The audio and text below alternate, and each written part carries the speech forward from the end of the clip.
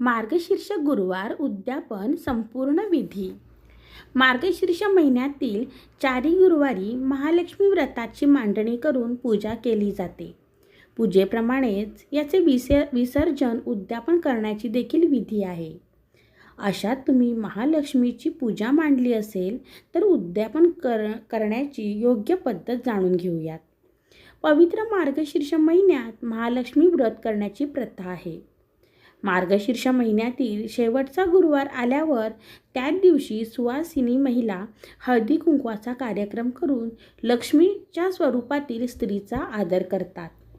चौथ्या गुरुवारी देखील इतर गुरुवारप्रमाणे पूजेची व्यवस्थित मांडणी करून पूजा करावी. महालक्ष्मी व्रताची कथा वाचावी. संध्याकाळी देवीला नैवेद्य दाखवावा. संध्याकाळी सुवासिनींना हळदी कुंकवासाठी आमंत्रित करावे.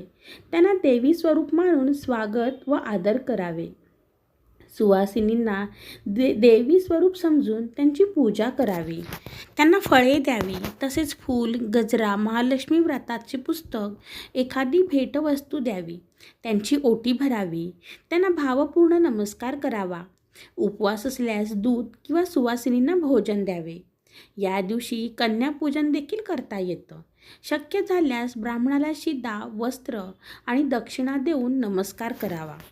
दुसऱ्या दिवशी सकाळी लवकर उठून शुचिपूर्त होऊन लक्ष्मी मातेची मनोभावे पूजा करावी. लक्ष्मी व्रताची कथा वाचावी. देवीची आरती करावी. कळत न कळत जरी एखादी चूक झाली असेल तर मला क्षमा करा असे म्हणत क्षमा याचना करावी. तुझे वास्तव्य आणि कृपादृष्टी सदैव आमच्या कुटुंबावर राहावी अशी मनोभावे प्रार्थना करावी. नंतर 3 वेळा आगमन पुनरागमन असे बोलून घटातील नारळ उचलून ठेवावा. गजरा, फुलं केसांमध्ये माळावी. दुर्वा, नारळ वाहत्या पाण्यामध्ये विसर्जित करावे. सुपारी, नारळ आहारात वापरता येतो.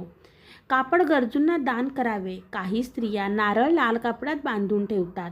कळशातील पाणी तुळशी वृंदावनात घालावे. काही विशेष नियम: आंघोळ न करता पूजा करू नये किंवा पूजेच्या साहित्याला देखील हात लावू नये. पूजा शांत मनाने करावी. दुःखी किंवा संताप मनाने पूजा करू नये. मांसाहार करू नये. घाणेरडे किंवा मळकट कपडे घालून पूजेला बसू नये.